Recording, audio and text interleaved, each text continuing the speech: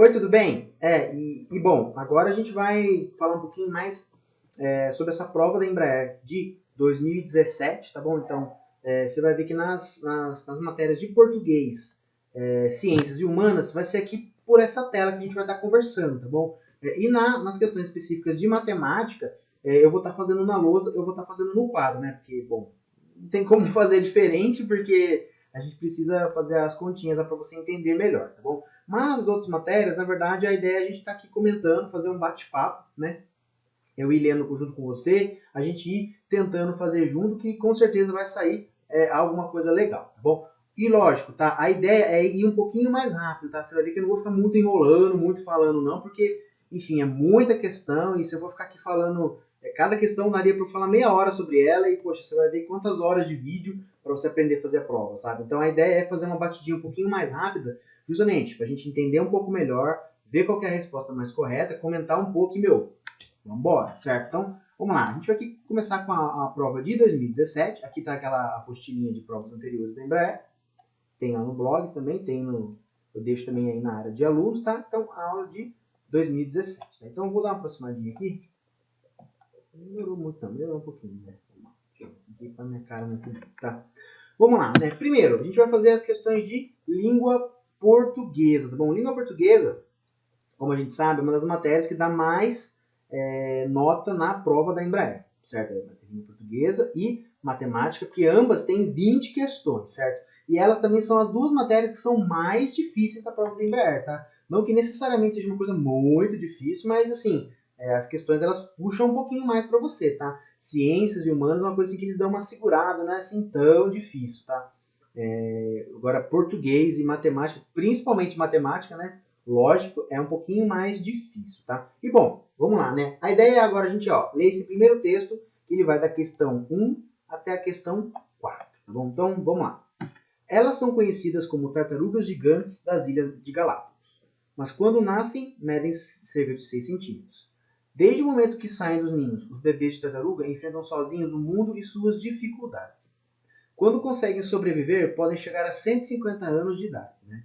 No entanto, para eles, hoje um dos maiores desafios é o crescente impacto da atividade humana. Tá bom? Há anos, uma equipe internacional de cientistas rastreia a migração de populações de tartarugas adultas. Porém, os bebês são muito pequenos para receber os atuais equipamentos de rastreamento. Mas agora, novos dispositivos em miniatura podem ser colocados nos recém-nascidos, né? Os sinais serão captados por receptores na Estação Espacial Internacional. Ao colocar esses transmissores em um grande número de tartarugas bebês, podemos segui-las ao longo de sua vida, explicou Stephen Blake, coordenador de programa de ecologia do movimento das tartarugas gigantes de Galápagos.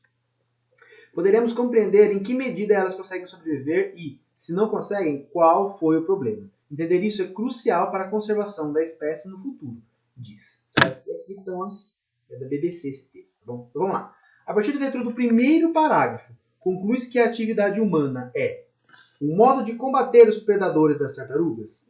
Não, né? Não é isso que ele põe aqui, né? A ideia aqui é diminuir o impacto humano, né? Uma garantia de vida longa para as tartarugas. Tá? Ele não dá a garantia de vida longa. Né? Ele fala que só é uma maneira de diminuir impactos da atividade humana.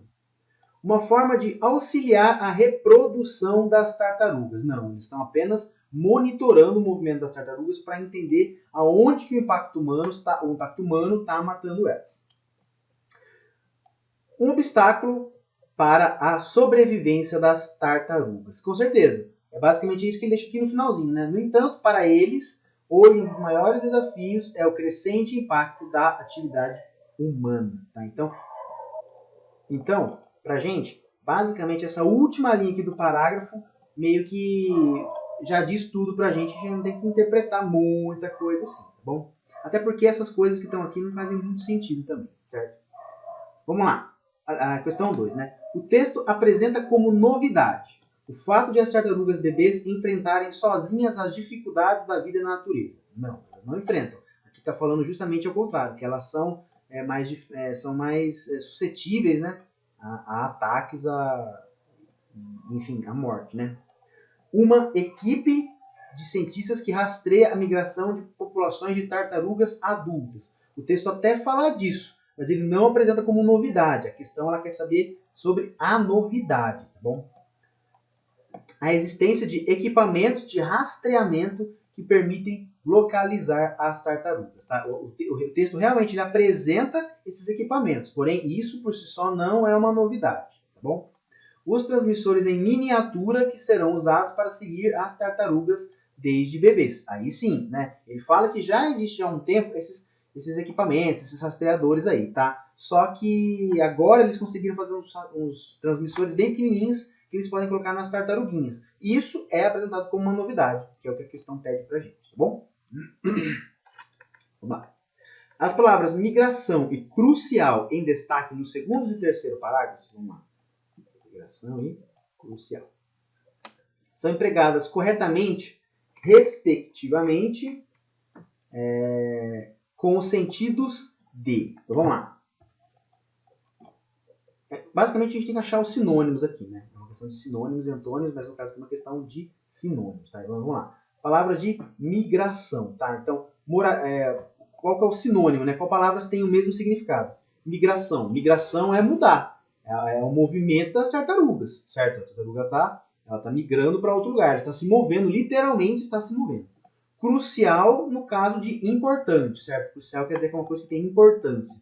Isso você pode ver aqui, ó. Entender isso é crucial para a conservação da espécie no futuro. Entender isso é importante para a conservação da espécie no futuro. A gente pode claramente substituir isso aqui sem problema nenhum, certo? Então vamos lá. Moradia não tem nada a ver com migração. Já não quero nem saber dessa questão. Deslocamento tem a ver com migração. Importante tem a ver com crucial. Então é AB. Deslocamento e importante. Migração é o movimento das tartarugas e crucial quer dizer importante, como a gente viu aqui. Então, é a B. Deslocamento e importante. Tá? Sem muita demora, não. Bora lá. Vamos detonar aqui nas questões. Vamos lá. 4. As formas verbais destacadas em poderemos compreender em que medidas elas conseguem sobreviver e, se não conseguem, qual foi o problema. Tá? Percebe que ele divide aqui, ó. Se não conseguem e qual foi o problema, tá? Estão correta e respectivamente substituídas sem prejuízo do sentido e da correção gramatical por, vamos lá, vamos ler de novo, tá? Poderemos compreender em que medida elas conseguem sobreviver e, se não conseguem, qual foi o problema. A ideia é a gente tentar substituir com essas daqui, tá? Então, vamos lá. Vamos tentar o primeiro aqui. Poderemos compreender em que medida elas conseguem sobreviver e, se não conseguirem, qual seria o problema. Então, de cara é A, certo? De cara a gente pode dizer que é A, tá? Então, por quê? Aqui a ideia era a gente, tipo assim, substituir de uma maneira que não prejudicasse o sentido, enfim, dessa palavra. Então, vamos lá. Poderemos compreender em que medida elas conseguem sobreviver e, se não conseguissem, qual foi o problema. Então, não concordo. Então, aqui ele usa conseguem, certo? Aqui está no presente. E aqui, conseguissem, não está no presente.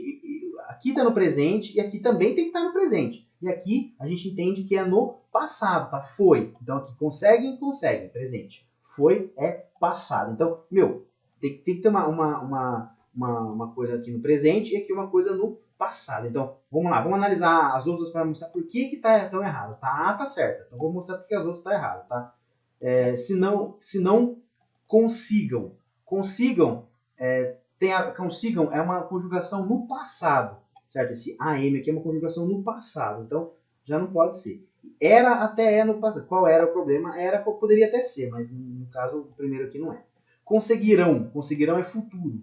Futuro também não combina com aqui que tem que ser presente, tá? Ou qual fosse o problema. Fosse também não pode ser, porque fosse é subjuntivo e aqui os dois coisas estão no indicativo, certo?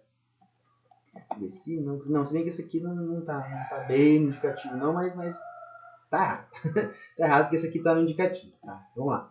Conseguissem.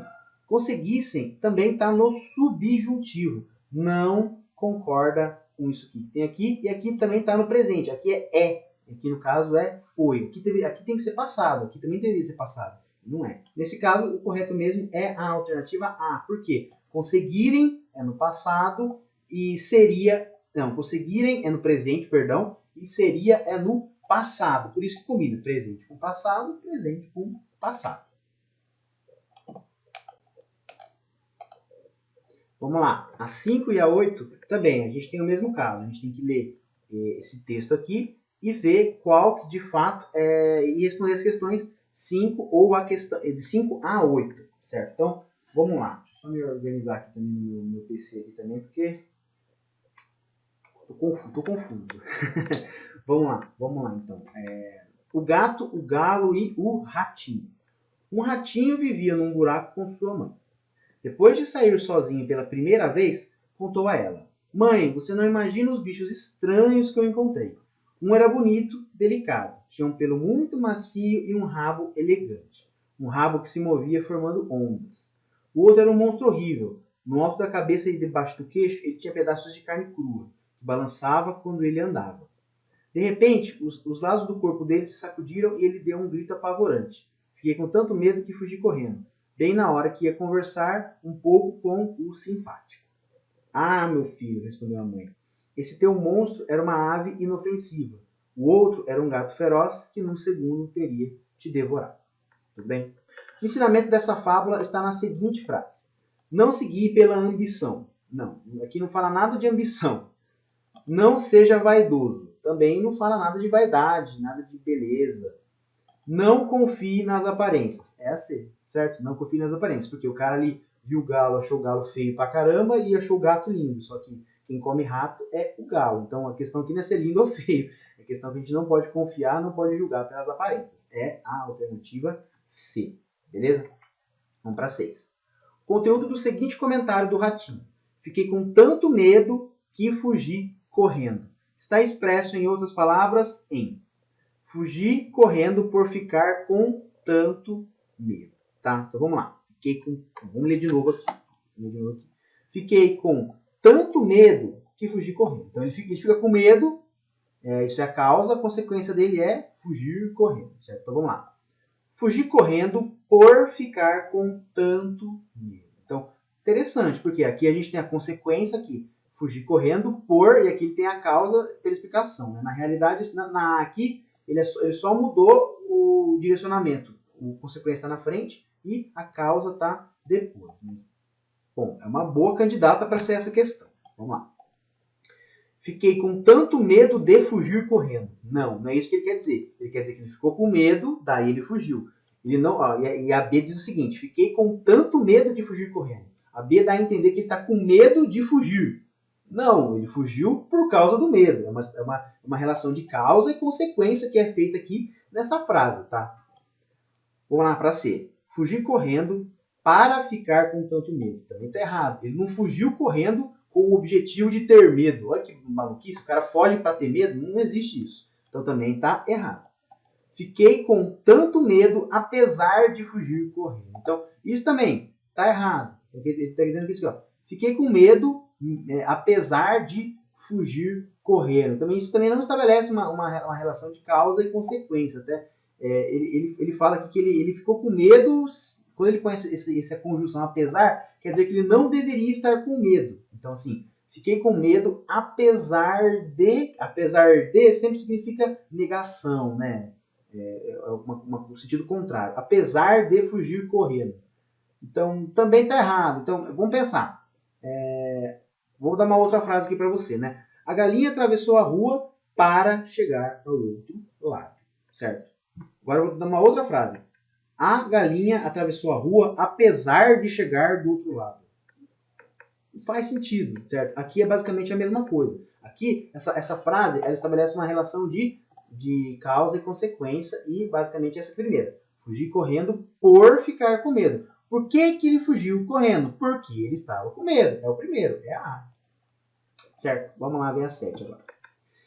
Estão empregadas com sentidos opostos às palavras destacadas em. Então, sentidos opostos, antônimos, certo? Vamos lá. Os bichos estranhos, um monstro horrível, certo? Não sei se é bem essa não, eu acho que não, porque estranho não é antônimo de horrível, certo? Que se movia, que balançava. Então, mover não é o contrário de balançar. Cada coisa é uma coisa, uma não é o contrário da outra, como como está pedindo aqui, sentidos opostos. Um grito apavorante, tanto medo. Então, também não são palavras que são opostas. Apavorante, na verdade, é bem próximo da palavra medo, né, o sentido dela. Uma ave inofensiva e um gato feroz. Agora sim, inofensiva e feroz são duas palavras opostas. Né? Uma coisa que é inofensiva é totalmente o contrário de uma coisa que é feroz. Então, é a alternativa D. Vamos lá. Dentre os adjetivos destacados em um era bonito e delicado, tinha um pelo muito macio e um rabo elegante. O único que mantém a mesma forma no masculino ou no feminino é elegante. E faz sentido, né? Porque ele é elegante, ela é elegante. Então, elegante é uma palavra que se mantém igual tanto para masculino quanto para feminino. Assim como ocorre com o adjetivo destacado em. Então, o que a gente tem que identificar na questão? A gente tem que identificar nessas frasezinhas que tem aqui outro adjetivo que é igual tanto para o masculino quanto para o feminino. Então, vamos lá. Você não imagina os bichos estranhos que encontrei. Vamos mudar agora o gênero? Você não imagina as bichas estranhas que eu encontrei. Então, bichos estranhos, bichas estranhas. Muda o adjetivo. Então, não é essa a questão que a gente quer. O outro era um monstro horrível, tá? Vamos colocar um sentido masculino? Ele era um monstro horrível. Ela era um monstro horrível. Percebe? Horrível se manteve da mesma forma, tanto para o feminino quanto para o masculino. Ele não se flexiona, é um adjetivo que não se flexiona em relação ao gênero. É aquilo que a gente aprendeu justamente na aulinha de flexão de gênero. Então, a resposta nesse caso aqui é a B. Bom, vamos lá. Agora a gente tem que ler esse quadrinho para a gente responder as questões 9 e a questão 10. Tá? Deixa eu só me organizar aqui também. Vamos lá. Vamos lá. Esse aqui é um quadrinho do Recruta Zero. Sempre esse cara tá caindo em todas as provas, tá? Essas tirinhas do Recruta Zero. Ele não cai tanto quanto as tirinhas da Mafalda. A da Mafalda cai pra caramba. Do Calvin Haroldo, que é aquele carinha que tem um leopardo lá. Isso sempre cai. Você sempre vai ver isso em prova. Mas o Recruta Zero ele tende a cair bastante também. Tá bom? Então, vamos lá. Quero que vá até a clínica de sono. Por quê? Não tenho problema para dormir. Eu sei, eles querem estudar você. Então é um quadrinho do Recruta Zero. Com seu comentário no primeiro quadrinho, o paciente demonstra acreditar que... Vamos lá, qual é o comentário do Recruta Zero? Porque não tenho problema para dormir. Então, ele diz o seguinte: ir à clínica de sono é indispensável mesmo para quem não tem problemas para dormir. Nada a ver, nada a ver. Ele não está falando nada de ser indispensável. Ele está falando só que ele não tem problema para dormir e ele não vê razão para ir para a clínica. Por quê? Não tem problema para dormir. Ele não está falando que o sono é indispensável. É preciso ir à clínica de sono mesmo quando não se tem problemas para dormir. Não, ele quer dizer exatamente o contrário. Por quê? Não tem problema para dormir. Ele não vê razão em ir para a clínica, sendo que ele não tem problema para dormir. Então, não quer dizer nada disso. Ele não quer dizer que é preciso ir à clínica de sono mesmo quando não se tem problemas para dormir. Não, ele acredita o contrário. Ele acredita que tem que ter um problema para ir para a clínica. É o que ele deixa claro ao falar essa frase. Se deve ir à clínica de sono apenas para tratar de problemas para dormir. É isso, é a C. Por quê? Porque não tem problema para dormir. Então, o paciente aqui, o Recruta Zero, ele entende que ele precisa ter um problema para dormir para aí sim ir para a clínica. Então, é a C.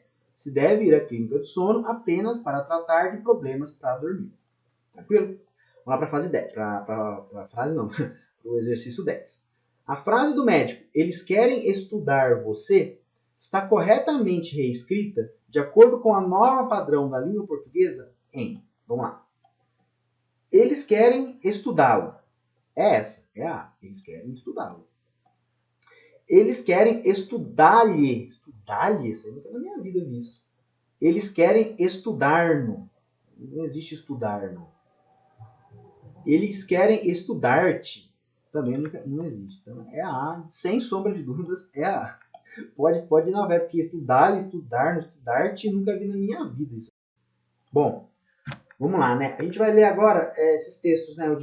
Esse texto para a gente responder as questões de 11 a 14, tá bom? Então, vamos ler junto aí para a gente entender melhor o que está querendo dizer esse texto aí, beleza? Catadora de lixo e moradora da favela do Canindé, em São Paulo, na segunda metade da década de 1950, Carolina Maria de Jesus usava os cadernos que encontrava no lixo para escrever sobre o seu cotidiano. Seus escritos, em forma de diário, resultaram no livro Quarto de Despejo, traduzido para vários idiomas. Carolina de Jesus aponta que, enquanto o centro da cidade é a sala de visitas, a favela é o quarto onde se joga o indesejável, o entulho, tudo aquilo que se quer esconder. Sua escrita, no entanto, é sua forma de se recusar a ser despejo, a ser resto. Sua voz é marcante não pelos erros, entre aspas, gramaticais preservados pela edição, mas sim pela sensibilidade para os detalhes normalmente desprezados pelo nosso olhar. Carolina está acostumada a olhar para o livro e ver o que tem valor ali, ou a catar as luzes distantes das estrelas quando todos ao seu redor já estão de olhos fechados. Eu deixei o leito às 3 da manhã, porque quando a gente perde o sono, começa a pensar nas misérias que nos rodeiam. Trecho do livro Quarto de Despejo, de 1960. Esse aqui é um trecho de uma reportagem da revista Carta Capital. Tá? E só para a gente lembrar que leito significa cama. Tá bom? Vou colocar aqui um glossário, um mini glossário ali. Vamos lá, vamos responder a questão 11. A partir da leitura do texto, entende-se que o título do livro, Quarto de Despejo, faz referência a, vamos lá, aos cadernos na escola. Não, é uma coisa que faz referência a caderno de escola. Ao centro da cidade. Não, o centro da cidade, pelo que ela diz no texto, é justamente ela compara uma sala de visitas. Né? Uma sala de visitas é um lugar onde você quer levar a pessoa, não é um quarto de despejo. Né? Você vai levar a visita para o quarto de despejo? Aí eu não vou almoçar na sua casa se me botar no quarto de despejo. Não vai dar muito certo isso não. Vamos lá. A vida na favela? Sim, ela diz que assim, a sala de visitas ela compara ao centro da cidade, que sempre é lindo, sempre muito bonito, tal. E a favela ao despejo, ao local onde todo mundo esconde as coisas, onde a gente não quer mostrar para a visita, né? E basicamente é isso que ela deixa muito claro na favela. Ela diz essa questão que a favela é como se fosse justamente um lugar onde ninguém vai, onde só se joga o lixo. Ela diz isso como se sentindo de fato um lixo. E é a alternativa C mesmo, tá? E a D, só pra gente negar mesmo, ao céu de São Paulo. Nada a ver, né? Que tem a ver Quarto de Desejo com o céu de São Paulo. Nada a ver com nada. Vamos lá, questão 12. De acordo com o texto, o estilo de Carolina Maria de Jesus é marcante principalmente por... Vamos lá. Seu otimismo ingênuo. Ela não é nada otimista, cara. Ela está fazendo um texto sobre o quarto de despejo. Olha essa última frase aqui. Ó. Eu deixo o leito às 3 da manhã, porque quando a gente perde sono, começa a pensar nas misérias que nos rodeia. Ela não está sendo... como é que ela está sendo otimista desse jeito? Essa A está completamente errada. Sua sensibilidade. Sim, o texto dela tem um valor muito grande por conta da sensibilidade. É aqui, ó. E diz exatamente aqui, ó. Sua voz é marcante não pelos erros gramaticais. Então, a gente entende aqui que na edição, os editores, a editora, deixou os erros gramaticais dela, justamente para mostrar que ela é uma pessoa simples, marcar bem essa simplicidade dela. Tá bom? Então, assim, mas o que marca, na realidade, não é nem isso. O que marca, pelo que diz aqui, mas sim pela sensibilidade para os detalhes normalmente desprezados pelo olhar. O texto usa literalmente a palavra sensibilidade. Então, não tem como você errar essa. É sensibilidade, beleza? Vamos lá. 13. Eu deixei o leito às 3 da manhã, porque quando a gente perde o sono, começa a pensar nas misérias que nos rodeiam. Então, percebe que é uma frase que tá errada, né? Tipo assim, tem alguns erros gramaticais aí que, bom, a gente entende por conta da simplicidade da autora, né? A autora muito provavelmente não tinha uma educação, ela estava ali passando uma situação complicada na vida dela. Então, ela não tinha essa questão de escrever na norma culta do português. Tá? O valor do texto dela nossa, a lindeza com que ela escreve o texto em português. Não, é a acessibilidade que ela tem a essa situação tão adversa que normalmente a gente não vê na sociedade. Tá? Normalmente a gente não... As pessoas que estão na favela, elas são invisibilizadas. Você não tem noção da quantidade de dificuldade que elas passam, a não ser que você more em uma favela. Certo? Vamos lá. Aí, a questão ela pede. Essa frase está reescrita na norma padrão da língua com as seguintes alterações destacadas em negrito. Tá, então vamos lá. Vamos ler aqui primeiro, sem ler as questões. Vamos tentar fazer as nossas próprias alterações. Eu deixo o leito às... Aqui é horário. Lembra que sempre horário a gente tem a crase. Então, Eu deixo o leito às 3 da manhã, vírgula. Na verdade, não há necessidade de ter vírgula aqui, pode ficar sem também. Mas vamos lá. Eu deixei o leito às 3 da manhã, porque quando a gente perde o sono, vírgula. Eu, por mim, colocaria uma vírgula aqui, tá? Mas pode ser que também não tenha, tá? Porque quando a gente perde o sono, começa a pensar, certo? Começa a pensar nas misérias, né? Misérias com acento, que nos rodeiam. Misérias que nos rodeiam, certo? Então vamos lá. A questão A. Eu deixei o leito às 3 da manhã, tá certo? Porque quando a gente perde o sono, começa a pensar nas misérias. Não. As misérias que nos rodeiam, não. Nada de rodeia, não. É rodeiam. Eu deixei o leito às 3 da manhã. Não, aqui tem crase, tá errado. Eu deixei o leito às... Ó, isso aqui também tá errado, eu não vou nem terminar de ler. Rodeia. Tá errado esse rodeia aqui, beleza? Só sobrou a D, então a D que acerta, mas vamos ler ela. Eu deixei o leito às 3 da manhã, porque quando a gente perde o sono, começa a pensar. Esse A não tem crase, porque é um A que não está dizendo hora, não está dizendo ela em algum local, é um A antes de um verbo. Tá? A antes de verbo a gente não tem crase, tá? Começa a pensar nas misérias, com acento, que nos rodeiam. Então, é a alternativa D, que é a forma escrita corretamente. Eu colocaria umas vírgulas aqui no meio, mas não está errado não, está correto. Eu que sou chato com vírgula mesmo. A relevância da obra de Carolina de Jesus é praticamente um pipipi entre os estudiosos da literatura. Ao denunciar o preconceito a que negros e os favelados são pipipi e reivindicar igualdade de direitos, ela, pipipi, reconhecida como uma grande escritora do Brasil. Então, vamos lá. Aqui é uma questão da gente simplesmente vir aqui com esses termos que estão aqui, achar qual dessas alternativas tem os termos que melhor preenchem essas lacunas aqui, tá? Então, vamos lá. A relevância da obra de Carolina de Jesus é praticamente um consenso, tá? Consenso com S, consenso com C, tá? Quando a gente consenso com C, certo? Então aqui a gente tem essas duas coisas, tá bom? Vamos continuar lendo. Ao denunciar o preconceito a que negros e favelados são expostos, aqui a gente tem expostos com S e expostos com X, tá bom? E reivindicar, né? Nossa, foi tudo errado. Igualdade de direitos, ela tornasse reconhecida como uma grande escritora no Brasil. Bom, então, vamos lá, né? Eu acho que essa questão é aquela famosa questão de ortografia, tá? Sempre tem pelo menos uma questãozinha dessa de ortografia pra gente saber, tá? E vamos lá.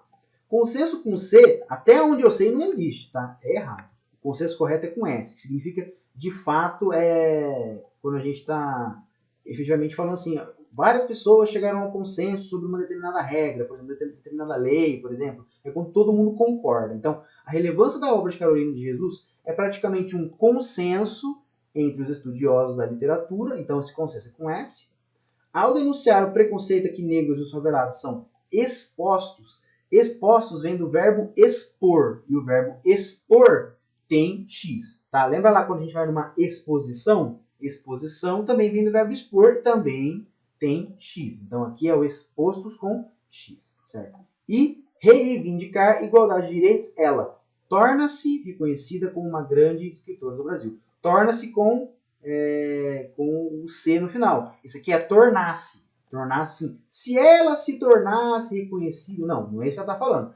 Isso aqui é o subjuntivo, e para ter o subjuntivo você tem que ter alguma se, que, alguma quando, alguma coisa assim, certo? Não tem nada disso aqui. Ela torna-se reconhecida uma grande escritora do Brasil, e no caso é justamente a alternativa A, que é a correta. Bom, vamos lá. Agora a gente tem esse texto aqui, o exercício da crônica, que ele é para as questões 15 e 16, tá? Então vamos ler ele junto aqui para a gente entender. O cronista trabalha com um instrumento de grande divulgação, influência e prestígio, que é a palavra impressa. Um jornal, por menor que seja, né, é um veículo de ideias que são lidas, meditadas e observadas por uma determinada corrente de pensamento formada à sua volta. Legal, né? Um jornal é um pouco como um organismo humano. Se o editorial é o cérebro, os tópicos e notícias, as artérias e veias. As reportagens, os pulmões. O artigo de fundo, o fígado. E as sessões, o aparelho digestivo. A crônica é o seu coração. A crônica é a matéria tácita de leitura que desafoga o leitor da tensão do jornal e lhe estimula um pouco a função do sonho e uma certa disponibilidade dentro de um cotidiano quase sempre muito tido, muito visto, muito conhecido, como diria o poeta Rimbaud. Então, esse aqui, quem escreveu isso aqui é o Vinícius de Moraes. Ele está aqui com muito provavelmente é uma coisa que eles pegaram, um excerto, aqui, ó, excerto, né? É um excerto do texto desse livro dele aqui, ó, Para uma Menina com uma Flor. Então vamos lá. De acordo com o autor, a crônica do jornal tem o papel de, né? E no texto ele deixa muito bem claro que a crônica é como se fosse um coração que leva amor, que leva uma mensagem mais positiva, que deixa as pessoas sonharem em meio a tanta má notícia que às vezes o jornal dá, né? Vamos lá. Resumir a mensagem de outros textos. Não, nada a ver. A crônica deixa bem claro que é uma coisa separada para meio que tirar da cabeça da galera uma coisa daquelas notícias muito ruins ou aquelas notícias muito maçantes também, tá? Então, ela não serve para resumir. A crônica é uma historinha que fica dentro do jornal. Ela não serve para resumir outros textos. Ela é uma história para a pessoa ler e se entreter. Corrigir o conteúdo das notícias. Não, novamente, a crônica não serve para corrigir notícias. Ela é um texto, uma historinha dentro do jornal. Reportar fatos com precisão? Não, é uma história. Não é uma ideia, quem quer reportar fatos com precisão é a reportagem, não a crônica. D. Ativar a imaginação do leitor. É essa, né? Ele fala aqui ó, crônica do coração. A crônica é a matéria tácita de leitura que desafoga o leitor da atenção do jornal. Então, estimula um pouco a função do sonho. Estimula um pouco a função do sonho. Ativar a imaginação do leitor é a mesmíssima coisa. Vamos lá para 16. No trecho, um jornal é um pouco como um organismo humano, segundo parágrafo. Constata-se a presença do predicado nominal, assim como em... Então vamos lá, predicado nominal. Quem que é o sujeito da frase? Um jornal. Certo? Quem que é o predicado? Tudo depois do verbo aqui. Então, um jornal é um pouco como um organismo humano. Então, no caso aqui é o verbo ser, né? O verbo ser, ele é um verbo de ligação. Ele não necessariamente é uma ação, certo? Ele está indicando um estado, não uma ação. Então, quando a gente tem um predicado onde você tem a indicação de um estado, você é, sei lá, Maria é linda.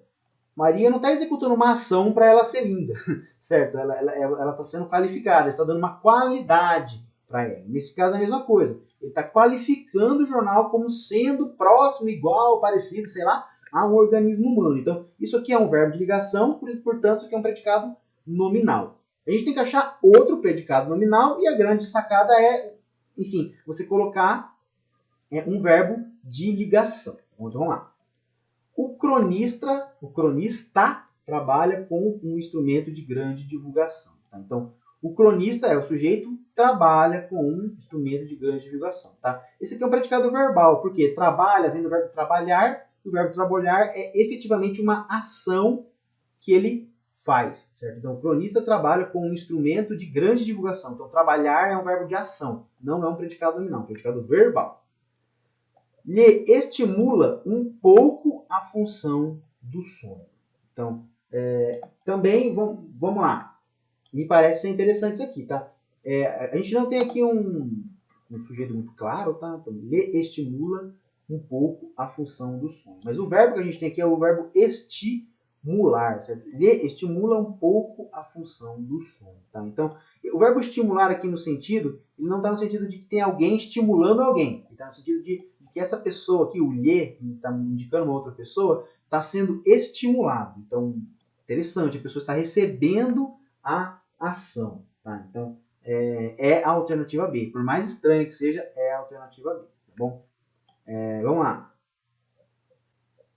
E a gente tem aqui a D também, tá? Que é a crônica é o seu coração, certo? Então, aqui o sujeito é a crônica, certo? E é o seu coração. Então, também é um verbo de ligação. Pode ser que seja C também, beleza? Vamos guardar ela num coraçãozinho aí. Vamos lá.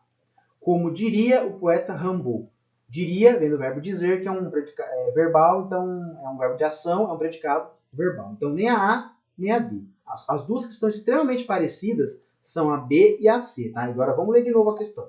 No trecho, um jornal é um pouco como um organismo humano, segundo o parágrafo, constata-se a presença do predicado nominal, assim como em. Então vamos lá. Um jornal é o sujeito, é um pouco como um organismo humano. Então, lhe estimula um pouco a função do sonho. A crônica é o seu coração.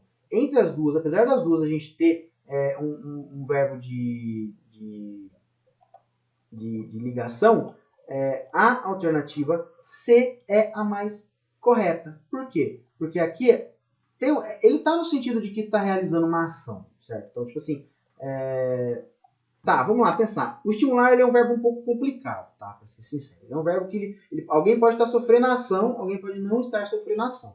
Por isso que eu achei de início que a B era, tá? Mas agora eu já não estou achando mais. Por quê? A C, ela é muito mais forte. Ela tem ali como é que fala? Tem ali um verbo muito mais forte de ligação. Porque o verbo ser é um verbo de ligação sempre. Enquanto que o estimular varia. Pode ser que não. Então, as duas estão parecendo ser as corretas, porém eu vou colocar a C, e é a C, porque justamente o verbo ser acaba sendo muito mais forte que o verbo estimular, por exemplo. Então, percebe, tem questão que é meio dúbia, tá? Tem questão que é complicado. Você vê, eu mesmo confundi pra caramba, eu achei que fosse a B, mas lendo eu vi que foi a C. Por isso, se você tiver com dúvida, não sai chutando, marcando questão, não. Você olha, vê certinho, tenta ler de novo a questão, tenta entender muito bem, aquela que for mais correta, às vezes tem isso, né? Às vezes tem uma questão que ela é mais correta. Você vai nela, beleza? Vamos lá agora para a questão 17, que não tem texto. Essa não tem texto. A frase correta quanto às regras de concordância é: os tópicos e notícias são comparados às artérias e veias.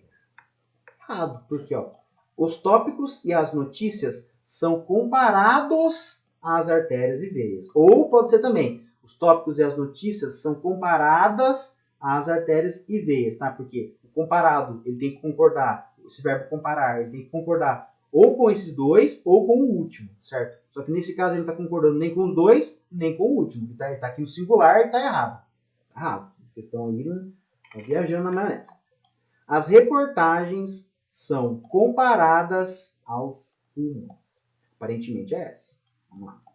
O artigo de fundo e o fígado são equivalentes? Não. O artigo de fundo e o fígado são equivalentes. Força nominal. Duas coisas, o outro tem que ser no plural. As seções e o aparelho digestivo se equivalem. Nossa, tudo errado, né? As seções e o aparelho digestivo se equivalem. Então, essa aqui até dói o ouvido. Então, de cara é a B. Essa questão era bem simples, tá? Você de cara percebe qual que está errado. Então, é a B. As reportagens são comparadas, deixa eu ver aqui. É a B mesmo. Aos pulmões. Tá errado, o resto é tudo muito errado. Bom, vamos lá. Vamos fazer nesse mesmo vídeo, vamos fazer também a 18 e a 19, tá? Ele colocou aqui esse poema da Flora Figueiredo, Amor a Céu Aberto, de Osasco. Então, se alguém de Osasco conhece, sua conterrânea. É um poema que chama Felicidade. Vamos lá. Se eu pudesse congelar o tempo, escolheria este momento. Exatamente agora, nesta pouca hora de uma quarta-feira. O gerânio novo enfeitando a prateleira. O riso de criança brilhando lá fora. O livro aberto, no lugar certo, que simplesmente diz: eu não tenho nada, mas roxinóis gorgolejam, versos na calçada. É assim que se começa a ser feliz. Certo? Então, aí o texto coloca alguns significados que é para a gente entender, tá bom? Que é, gerânio é um tipo de planta, roxinol. Roxinol é um passarinho aí, né? Quem assistiu o filme lá da Jogos Vorazes sabe o que é o roxinol. O roxinol é o mockingbird, né, que eles falam, né? E o gorgolejar é o canto do pássaro, né? Na verdade, o pássaro não canta, né? Ele gorgoleja, né? Ou gorjeia ou ele gorgoleja. Né? Cantar não é a maneira correta de se dizer. Tá bom? Vamos lá. No início do poema, a conjunção se e as formas verbais pudesse e escolheria indicam que o eu lírico, tá? E eu lírico quer dizer a pessoa que escreveu, a pessoa que está falando essas coisas que estão escritas no poema, tá? Então vamos ler o comecinho de novo. Se eu pudesse congelar o tempo, escolheria este momento. Então, no início, vamos lá. Deixa eu baixar aqui também, dar uma olhadinha. No início do poema, a conjunção se e as formas verbais pudesse e escolheria indicam que o eu lírico rememora um evento e tem saudade do passado? Não, ele tá supondo alguma coisa. Se eu pudesse, se eu escolhesse. Então ele está fazendo ali um teste, uma alternativa, alguma coisa em relação à realidade dele. Não está lembrando o passado. Exprime uma certeza e faz uma constatação? Não, ele está falando, se eu pudesse, se eu escolheria. Então, é uma dúvida, a pessoa não sabe se vai acontecer. Não sabe, é se acontecer, se eu pudesse. Então, não. Faz uma suposição e expressa um desejo. Sim, se eu pudesse, ele supõe alguma coisa, que se ele pudesse, ele escolheria tal coisa. Então, ele expressa o desejo. O desejo dele é um desejo que ele escolheria alguma coisa, e o se é o se pudesse. Então, é a alternativa C, sem sombra de dúvida. Vamos lá, para 19.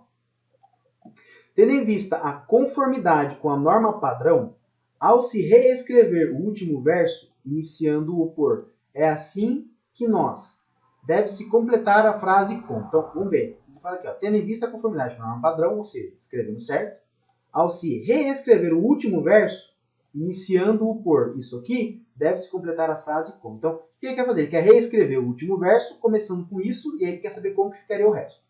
Vamos lá. É assim que se começa a ser feliz. Aqui ele mudou, né? Então aqui ele fala, é assim que se começa a ser feliz, e a questão é que a gente comece como? É assim que nós... Então, qual que é o sentido aqui? É assim que se começa a ser feliz.